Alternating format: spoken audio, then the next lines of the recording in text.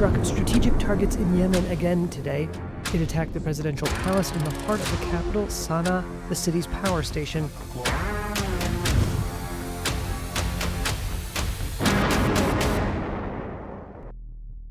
मध्य पूर्व एक बार फिर सुलग रहा है। इजराइल ने गाजा के बाद अब यमन को भी अपने रडार पर ले लिया है। महज 15 मिनट में 30 एयर स्ट्राइक और फिर नेतन्याहू का सीधा ऐलान है, जो इजराइल से टकराएगा वो जिंदा नहीं बच पाएगा। लेकिन कहानी यही नहीं रुकती, क्योंकि अब ईरान मैदान में कूद पड़ा है। तेहरान से आई एक सख्त चेतावनी ने तेल अवीव से वॉशिंगटन तक तनाव की लहरें दौड़ा दी है। तो क्या ये सिर्फ जवाबी कार्रवाई है या फिर मिडल ईस्ट में एक और बड़ी जंग की शुरुआत? न्यूज़ 18 के डिजिटल प्लेटफॉर्म पर आपका स्वागत है। मैं हूं प्रिया सिंह। इजराइल ने युद्ध शुरू कर दिया है। इस धमाके में इजराइल ने अपनी नई फायर पावर दिखा दी है। यमन ने इजराइल का अब एक ऐसा हमला नहीं देखा था। राजधानी सना में इजराइल ने कई टारगेट पर बमबारी की है। ये वो इलाके हैं जहां राष्ट्रपति भवन भी है, पावर प्लांट भी हैं और तेल के डिपो भी हैं। हमला यमन पर हुआ है, लेकिन इजराइल ने मैसेज ईरान को दिया है। संदेश नेतन्याहू ने बता दिया है कि ना यमन सुरक्षित है, ना ईरान अपने को महफूज समझे। इस धमाके में इजराइल का ऑपरेशन तेहरान पार्ट 2 साफ साफ नजर आ रहा है। नेतन्याहू बताना चाहते हैं जो हाल वो यमन का कर रहे हैं, जो कयामत वो यमन पर बरसा रहे हैं, वही अंजाम फिर से ईरान का भी हो सकता है। यमन में हुए हमले में 6 लोगों की मौत हुई है, जबकि करीब 100 लोग जख्मी हुए हैं। इस धमाके को फिर से देखिए, हम आपको बता रहे हैं, और बहुत गौर से समझिए और देखिए। इजराइल ने इसी तरह के धमाके लेबनान पर करके दिखाए थे, जब हिजबुल्लाह की लीडरशिप को पूरी तरह मिटा दिया गया था। अब इसी तरह के धमाकों से इजराइल यमन को दहला रहा है और मैसेज ईरान को दे रहा है। इजराइल ने यमन पर 15 मिनट के अंदर 30 एयर स्ट्राइक की है, यानी हर 30 सेकेंड पर इजराइल का एक बंकर बस्टर बम राजधानी सना पर गिरा है। ऐसा इजराइल ने करीब 2000 किलोमीटर दूर यमन पर किया है। यानी ये एक लॉन्ग रेंज मिशन रहा, जिसमें कई F-15 विमान शामिल हुए। सवाल है कि क्या यमन के बाद इजराइल अब ईरान पर सबसे बड़ा हमला करने की तैयारी कर रहा है? ऐसा अटैक जो 13 जून को तेहरान समेत ईरान के कई शहरों पर हुआ था। लेकिन यमन पर हुए हमले के बाद एक बार फिर ईरान ने हूती विद्रोहियों के साथ खड़े होने का ऐलान कर दिया है। ईरान के सर्वोच्च नेता अली खामनेई ने कहा है कि यमन के बहादुर जो भी कह रहे हैं वो सही है और गाजा में तबाही मचाने के लिए इजराइल को सख्त से सख्त सजा मिलनी चाहिए। यमन की राजधानी सना में हुए हमले के बाद का हाल देखिए, हम आपको बता रहे हैं उसके बाद का हाल। इजराइल ने उन जगहों पर हमला किया है जहां पर फ्यूल रखा हुआ था। ये यमन की ताकत को कमजोर करने की कोशिश है।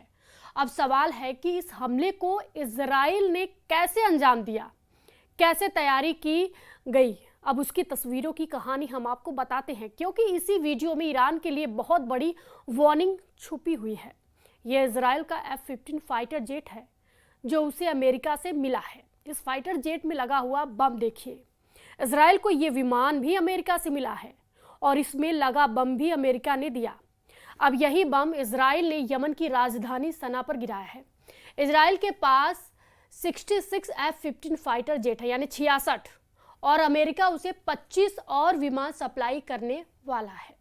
ये 4.5 यानी 4.5 जनरेशन का फाइटर जेट है, जो 8000 किलो तक के बम लेकर उड़ सकता है। अतिरिक्त टैंक और रिफ्यूलिंग के बाद उसकी रेंज 4000 किलोमीटर से भी ज्यादा हो जाती है। यानी ये 2000 किलोमीटर से ज्यादा के दायरे में मिशन अंजाम दे सकता है।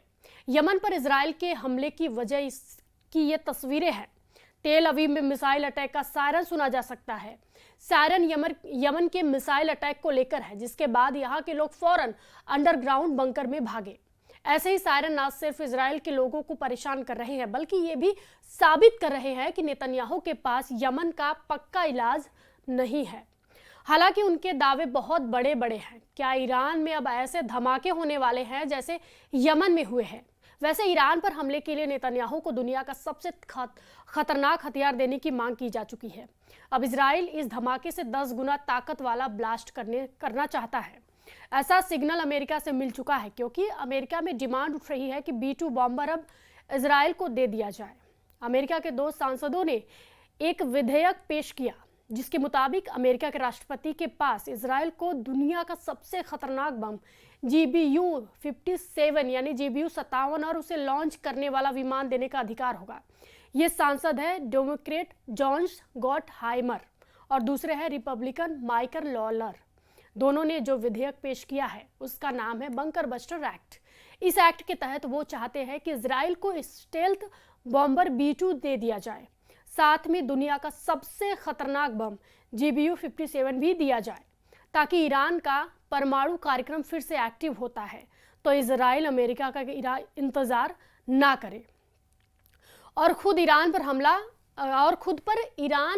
पर अमेरिका से मिली ताकत के बल पर टूट पड़े। यानी जहाज अमेरिका का होगा और टेक ऑफ इजराइल के एयरबेस से करेगा और यहीं से उड़कर वो ईरान में कोहराम मचाएगा।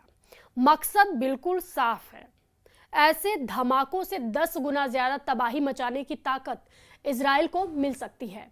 अमेरिका ने 22 जून को ईरान की फोर्डो परमाणु साइट पर B-2 बॉम्बर से हमला किया था। आपको बता दें, इस दौरान स्टेल्थ बॉम्बर B-2 से फोर्डो परमाणु अड्डे पर GBU-57 बम से वार किया गया था। अमेरिका ने दावा किया कि उसके इस बम ने 300 की गहराई में जाकर फोर्डो परमाणु साइट को पूरी तरह खत्म कर दिया। इस स्ट्राइक में फोर्डो पर 14 बम गिराए गए, यानी अमेरिका ने 7 B-2 बम वर्षक इस मिशन में शामिल हुए। लेकिन 12 दिन के युद्ध का नतीजा ना इजराइल के पक्ष में आया ना ईरान के पक्ष में।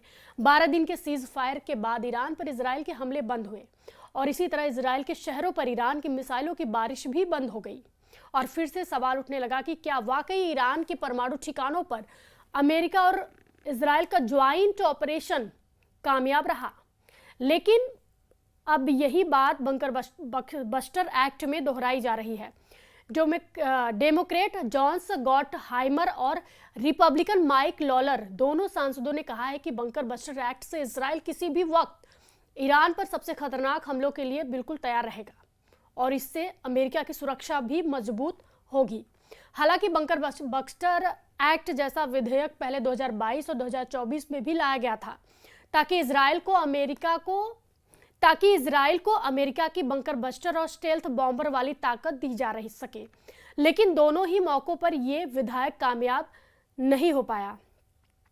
ईरान पर हुए हमलों के बारे में इजराइल के एक पायलट ने बताया है, लेकिन इस शर्त पर कि वो अपना चेहरा नहीं दिखाएगा। नेतन्याहू कह चुके हैं कि गाजा में इजराइल का मिशन अधूरा है और ईरान के अलावा यमन को भी सबक जरूर सिखाया जाएगा। गाजा को अब पूरी तरह अपने कब्जे में लेने के लिए नेतन्याहू ने टैंक पहुंचा दिए हैं। गाजा और इजराइल के बॉर्डर पर खड़ी ये टैंक गाजा प्लान को अंजाम देंगे। यही नेतन्याहू का टारगेट है। गाजा को पूरी तरह कंट्रोल करने के लिए नेतन्याहू ने बहुत बड़ा प्लान बनाया है। उनकी कोशिश हमास को पूरी तरह खत्म करने की है। लेकिन दूसरा सच ये भी है कि 700 दिन के युद्ध में अब तक गाजा के इन इलाकों में हमास ऑपरेट कर रहा है। अब यमन पर हुई बमबारी देखकर इजराइल की युद्ध वाली नीयत पर सवाल उठ रहे हैं। क्या ईरान को लेकर इजराइल बड़ा फैसला कर सकता है या फिर नेतन्याहू के ऑर्डर पर फैसला हो भी चुका है? अगले 24 घंटे ईरान और इजराइल के बीच तनाव को लेकर बहुत गंभीर होने जा रहे हैं। ईरान और इजराइल दोनों इसकी बार बार गारंटी दे रहे हैं। इस वीडियो पर आपकी क्या प्रतिक्रिया है, क्या राय है, हमें कमेंट बॉक्स में जरूर बताएं और फॉलो कीजिए न्यूज़ 18।